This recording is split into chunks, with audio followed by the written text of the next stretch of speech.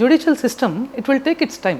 So ఈ procedural ల్యాప్సెస్ని చాలా వాటిలో ఉన్న ల్యాప్సెస్ని బాగా వాడుకోవటం అనేది ఈ సో కాల్డ్ క్లినిక్స్ అనుకోండి, ఈ సో కాల్డ్ పీపుల్ అనుకోండి, వీళ్ళ advocates they are not actually lawyers, they are all managers. Okay, ఇవన్నీ మేనేజ్ చేసుకుంటూ పాపం మళ్ళీ అక్కడ కూడా డబ్బులతోనే పని ఉంటుంది కాబట్టి వాళ్ళకి వ్యక్తులుగా ఇండివిజువల్స్గా విలువలు మోరల్స్ ఇవి ఉండవు కాబట్టి న్యాచురల్గా ఏదైనా డబ్బే మాట్లాడుతుంది అని అనుకుంటున్నాను అనే మనస్తత్వం వాళ్ళకి రావటాన్ని నేను యాక్సెప్ట్ చేస్తాను. అండ్ ఇంత లాజికల్గా చెప్పాను కాబట్టి మీరు కూడా యాక్సెప్ట్ చేయాలి. నిజం తెలుసు కదా, ఆఫ్లైన్లో ఎన్నో విషయాలు షేర్ చేశాను. Correct. So we should respect the judiciary. ఇప్పుడు మనం మాట్లాడకపోవటానికి కూడా మేజర్ రీజన్ ఏంటి అంటే the case or the cases are సబ్జుడైస్.